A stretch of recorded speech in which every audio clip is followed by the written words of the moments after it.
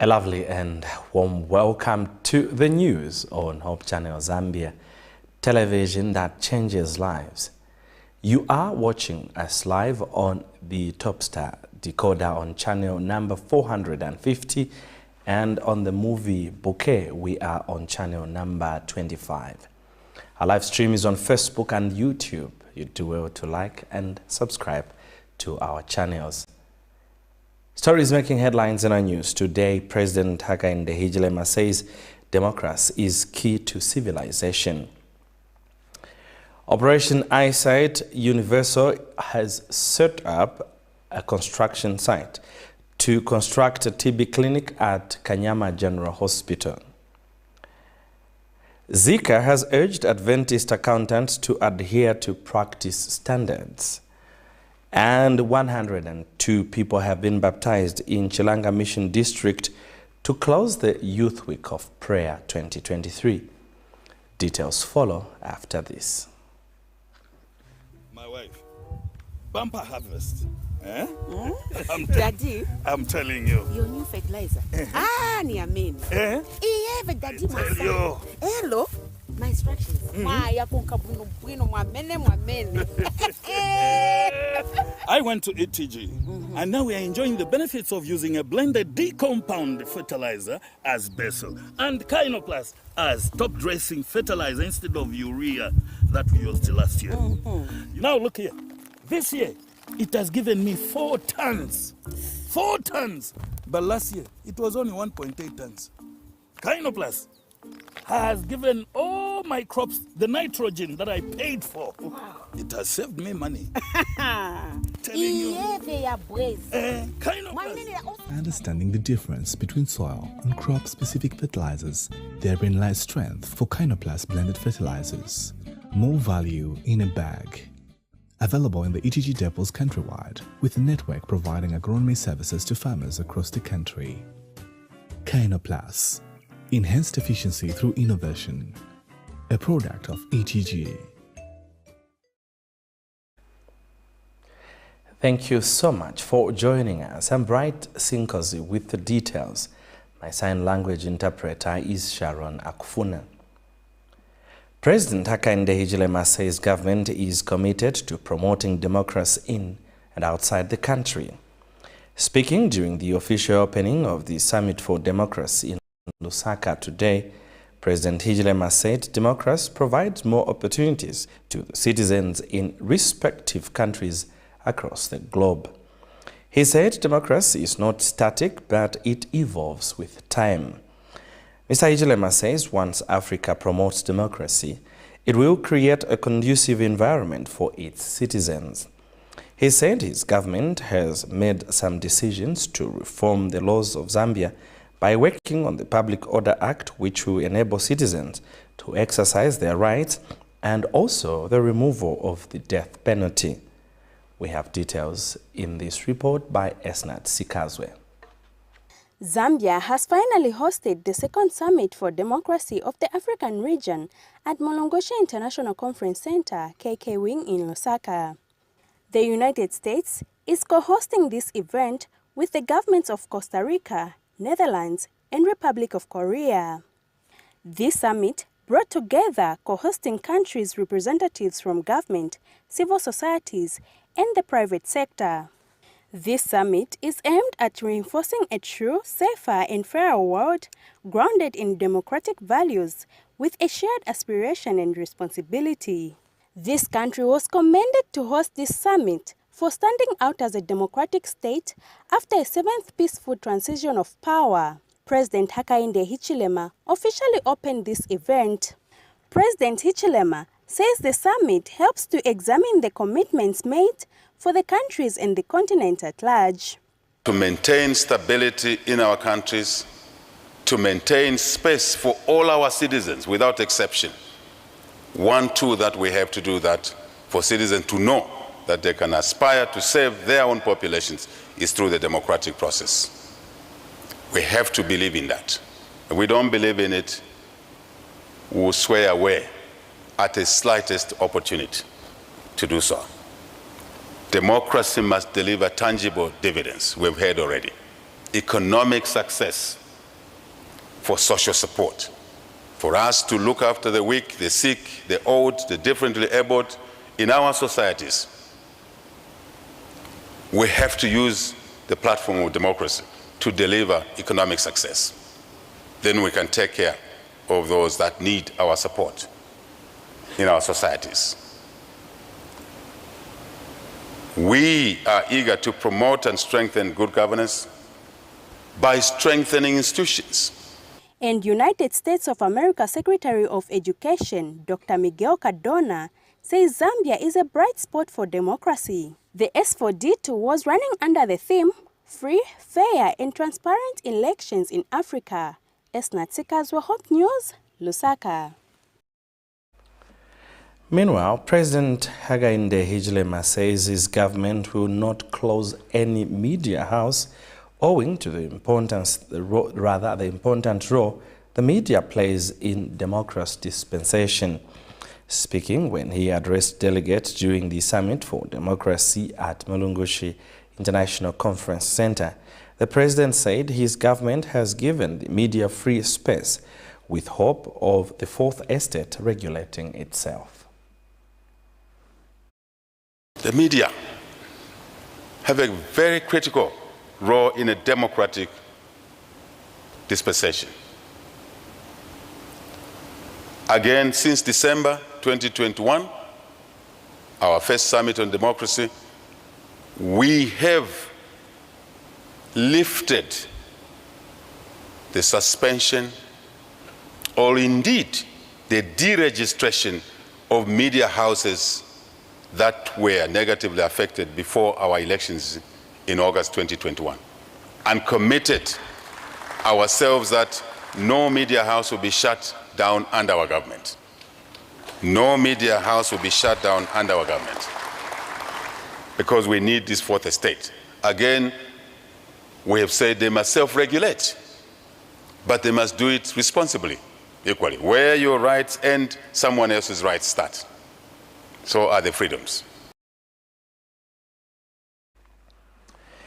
In other news, a foundation stone has been laid at Kanyama General Hospital, which indicates the beginning of construction of a tuberculosis TB clinic, which is receiving funding from Operation ISET Universal Zambia.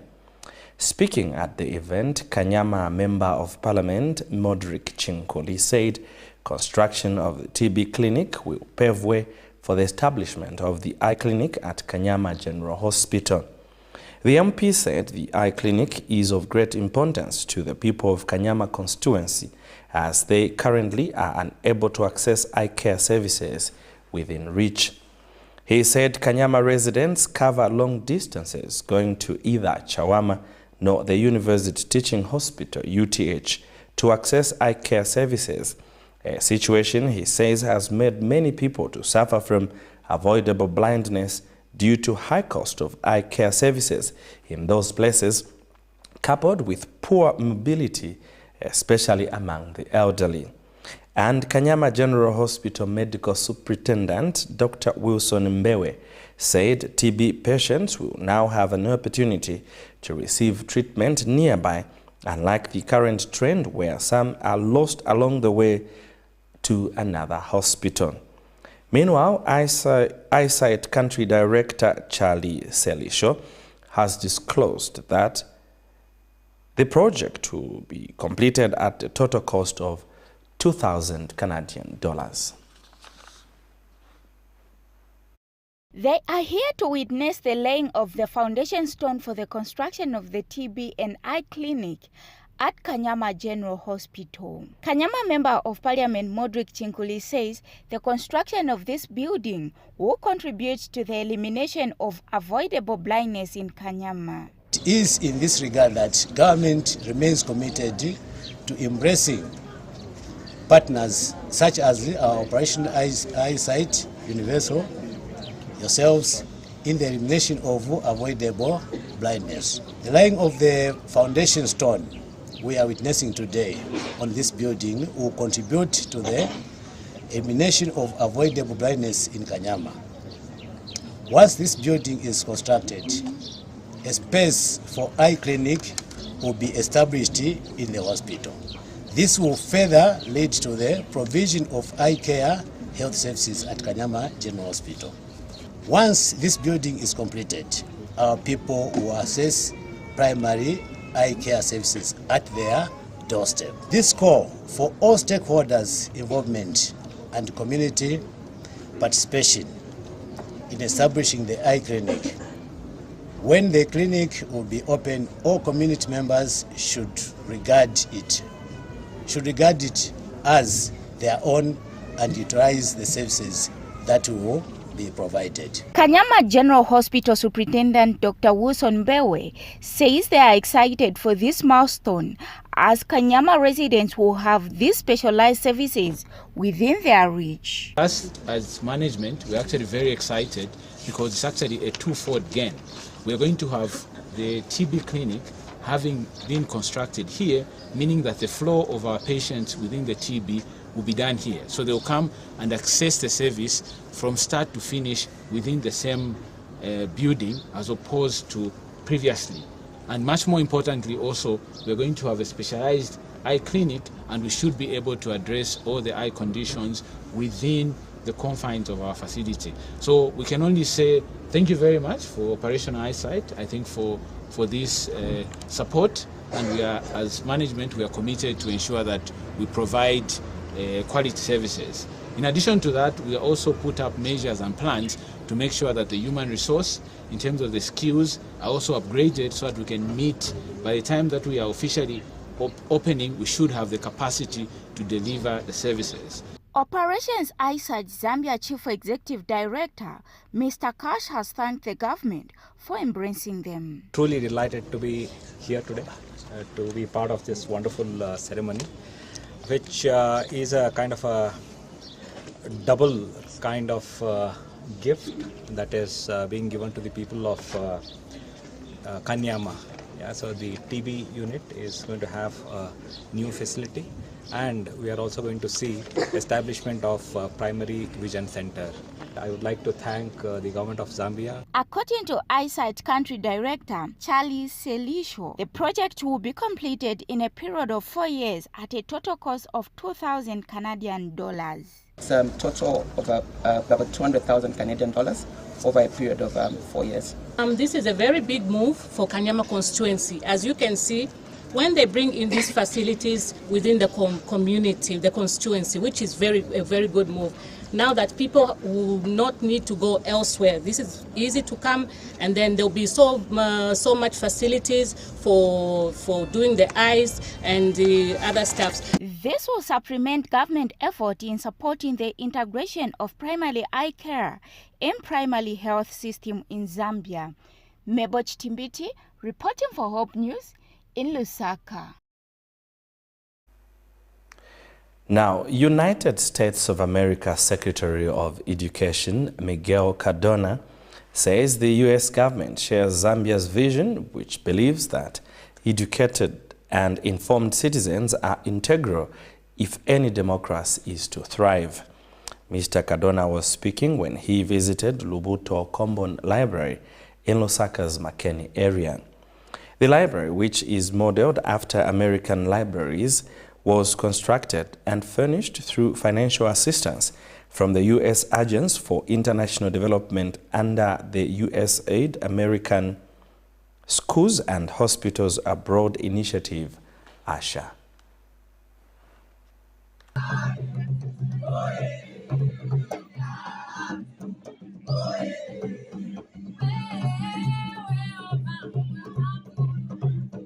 America's Secretary of Education Miguel Cardona today visited the Lubuto Comboni Library in Lusaka's Makeni area. The visit was not only intended to build strong ties between Zambian and American people, but also commending the work done at the library. The Secretary of Education had this to say. Zambia was really important to me for several reasons. Number one, we know how important democracy is. We know how important democracy is to give students and children like the ones I just saw today the opportunity to reach their potential. When I spoke to the president earlier today, we both agreed that education is such a foundation for a country's growth. So I'm proud to be here. I'm very happy to have a chance to speak to students and children and share the joy of reading and literacy. And I know that's a focus area of the president as well. So I'm happy to be here. It's been a great visit to Zambia. The people here are beautiful, the culture, and I've been received very warmly, and I'm very proud of that. I'm thankful for that. So I'm happy to take some questions. Hadassa Kasukumwa, Lubuto Library's Partners Director of Operations, sheds more light on what the organization and the library has been like. Why we're doing this is for inclusion. Obviously, there are a lot of children that have been left out of, the formal education system, but also we kind of like reach out to all children. We don't discriminate against those that are in school, so we're reaching out to all children. Of course, these libraries serve as a safe haven for most of these children who have nowhere to go. Some of these other kids, every other door has been closed to them, and this is the only door that's open to them. So what do they come here to do? Obviously, we don't, we allow children to do what they want to do. We have a book collection. We have over 4,000 books in our reading room. We also have digital materials in the tech hub, so we've got lessons in 7 local languages, so the main ones. And so if they want to learn how to read in a local language, they use the lessons in the tech hub. And obviously for the little ones, we have the early learning centers. We've got different stations. Of course, as you can see there, we have a family room where the parents can come and read to their children, because we encourage parents reading to their children because it's very important for that early development. Then we have the market. Obviously, that's also developing the children's cognitive skills, because they're able to learn how to negotiate. They're able to learn how to, kind of like interact with each other using the market. And then the other buildings you're seeing, they are still in progress. We're going to have a farm, we're going to have a clinic, and then I think we're going to have another station there. So there'll be like six of them there. So what programs do we offer? Apart from obviously having the books, we have the drama program, and we usually use the books that we have in our collection, and the children play out different scenes, so to say.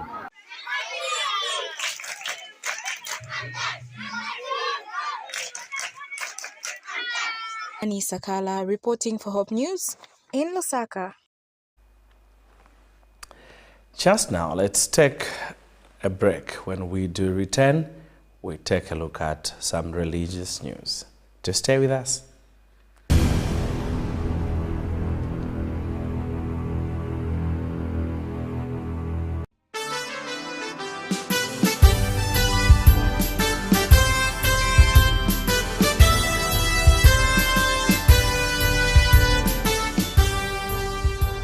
Hello guys, guess what?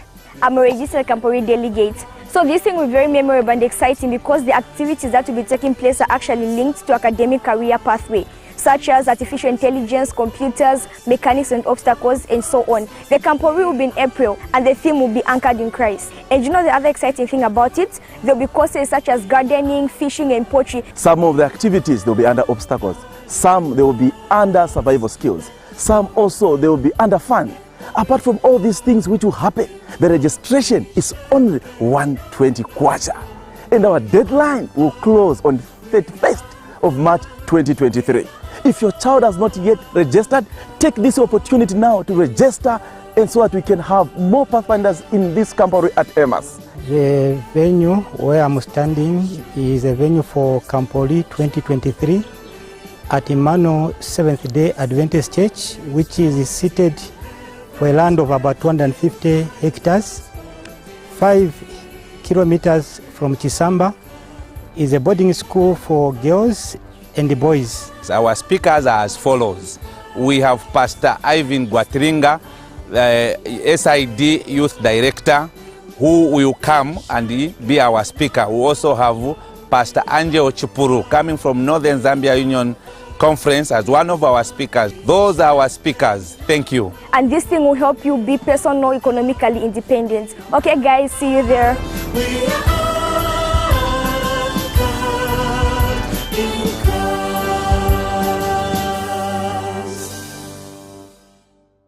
This year, it is much bigger than it was last year.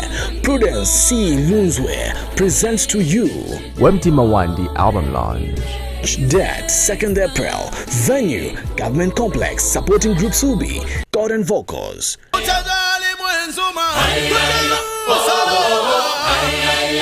Loud cry. Ruben.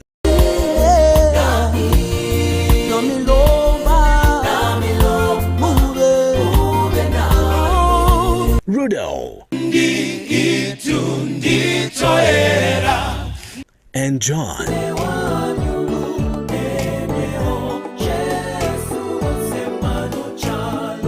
Tickets 100 kwacha ordinary, 250 kwacha VIP. For more information, contact us on 0976 188237.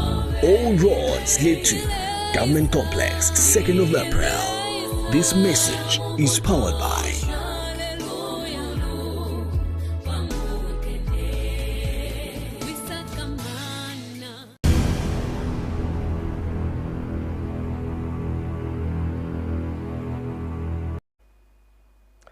Thank you so much for staying with us. We continue with the news. Zambia Institute of Chartered Accountants, ZICA Membership and Corporate Services Director Patricia Hantumba has urged accountants in various institutions, including the church, to adhere to practice standards and portray high levels of professionalism, which is their obligation to the institutions they belong to. Ms. Hantumba was speaking when she addressed Northern Zambia Union Conference treasurers at the ongoing workshop in the tourist capital, Livingstone. The focus of her address majored largely on issues bordering on professionalism, ethics, and fraud. Ms. Hantumba, in an interview with Hope News, said whenever there is fraud in an organization, the funds are no longer working for the intended purpose, hence killing the objectives of the organization.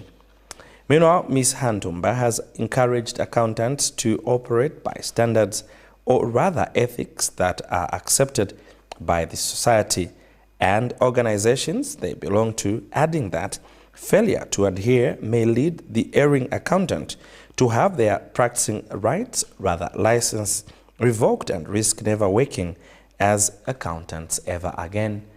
Mwene Muyang Ndenga gives us details in this report. Ethics, in simpler terms, are simply a baseline that society has accepted in differentiating right from wrong, and every organization, including the church, cannot thrive without good ethics and moral conduct. And this is why the Northern Zambia Union Conference Treasury Workshop participants have been reminded of the importance of ethics and good moral conduct. And Patricia Hantumba, Zambia Institute of Chartered Accountants Membership and Corporate Services Director, has urged accountants in the church to comply to ethics and professional standards. This is very important to us because as a regulator of the accountancy profession, we need to ensure that our members adhere to regulations and standards that are set for them to be able to carry out their work properly.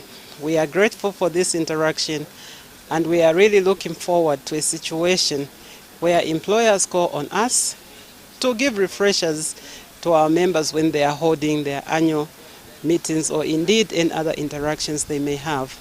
It is important that members are always reminded about their professional obligations to both the institute and also the society at large. She further said unethical conducts like fraud may lead to the church's failure to meet its objectives of drawing many to Christ. It simply means that the resources in their many forms are not being used for their intended purpose.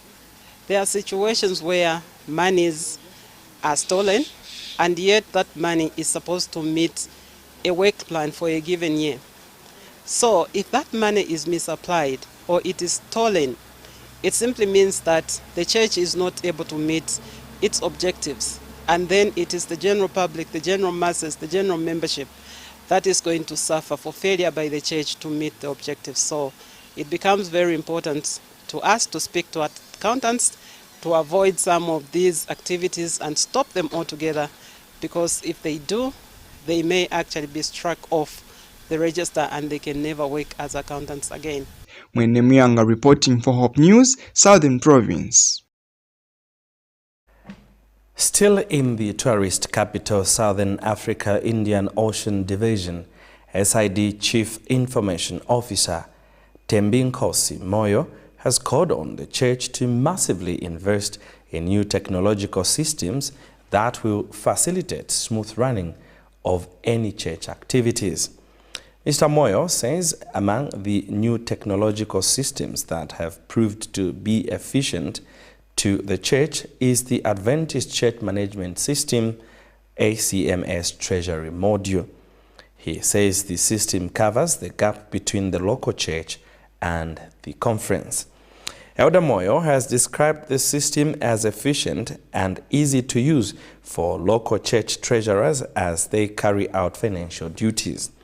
He observed that if the ACMS Treasury Module is put to its best use, it will assist leaders and the conference to make informed decisions with what to do in terms of finances and program management.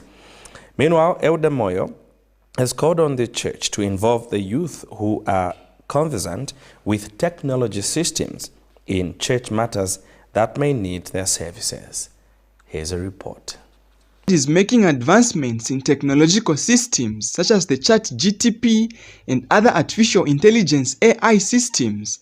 The church must not be left out but take advantage of these technologies to advance the work of the gospel. Southern Indian Ocean Division of the Seventh-day Adventist Church Chief Information Officer Tembi Moyo says technology, if used to the best advantage of the church, will result in efficiency when carrying out certain duties like financial management using the Adventist Church Management System, ACMS Treasury Module. So the Treasury Module allows our members to be able to access information on receipting. When a receipt is done in the system, a member can use their mobile device on an app called 7Me, which they can use to see and even do their own receipting to a certain extent. So these are some of the advantages that the ACMS Treasury Module brings to our members and the church as a whole. In a bigger picture, when we have all of this information in the ACMS Treasury Module, it will assist the management of the conference, our elders at the conference, to be able to make informed decisions about what they need to do with finances, what they need to do with programming of the conference, because this information will inform how we have performed in the past and give reports that inform decision making. He has further encouraged the church to generate programs that will attract people on various social media platforms as a way of winning them to Christ. As we read the Bible, we know that Jesus was where people were. He was always in the places and the spaces that people were. And we realize that as we use technology, that's where the people are. If you look at the amount of information and the amount of use of social media as an example, the church needs to be where the people are. And that way we will be able to win more souls for the kingdom and be able to impact the lives of people as we go on. We see that there's a lot of negative aspects of social media that are present online. The church needs to come up with programs that can counter some of those negative aspects of social media and come up with edifying programs, come up with edifying usage of technology that will help people get closer to Christ and improve their relationship with Christ. Elder Moyo has since advised the church to capitalize on the knowledge of the youths who have ideas in technology. So we realize that the youth have a big role they can play in these new systems. They've grown up with technology, they understand technology way more than our elderly folk who are normally treasurers.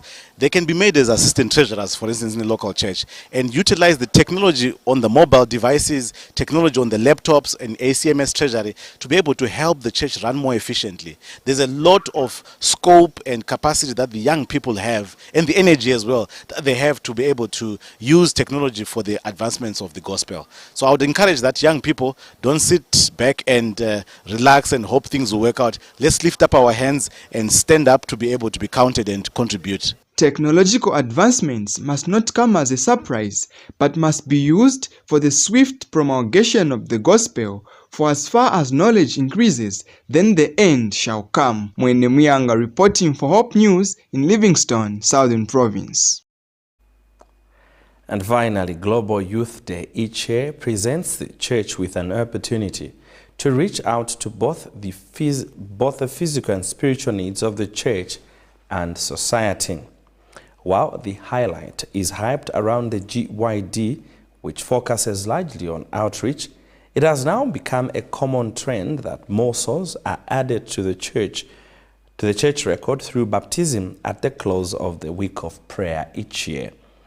In Chilanga Mission District, a combined total of 102 people were baptized in the faith of the Seventh-day Adventist Church.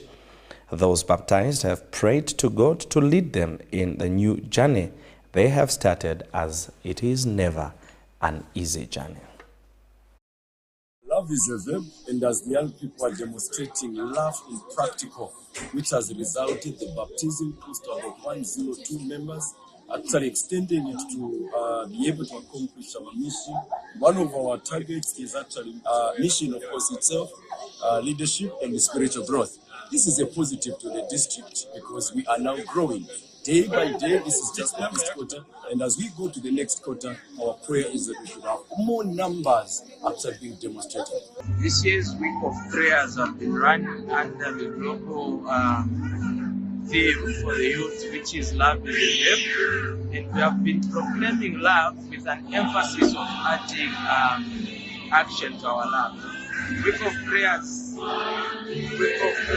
are essential because prayer is as essential as life for the Christian. So this week has been one of those where we have been spending every day at the feet of Jesus, just reflecting on the word of God and of course making calls for baptism for people to give their lives to Jesus Christ. And today is the culmination of the effort that we have had during this week of prayer.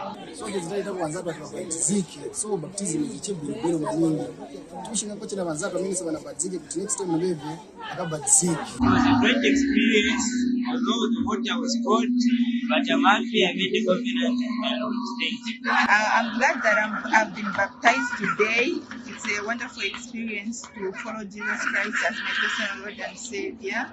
Yes, and I hope He gives me the strength to follow Him. Well, that item brings us to the end of the news. Let's recap on stories that made headlines. President Hakainde Hichilema says democracy is key to civilization. Operation Eyesight Universal has begun constructing a TB clinic at Kanyama General Hospital. Zika has urged Adventist accountants to adhere to practice standards. And 102 people have been baptized at the close of the Youth Week of Prayer in Chilanga Mission District. Thank you so much for your time. I'm Bright Sinkers on behalf of the entire studio and production team. Sign language interpreter Sharon Akufuna. Bye for now.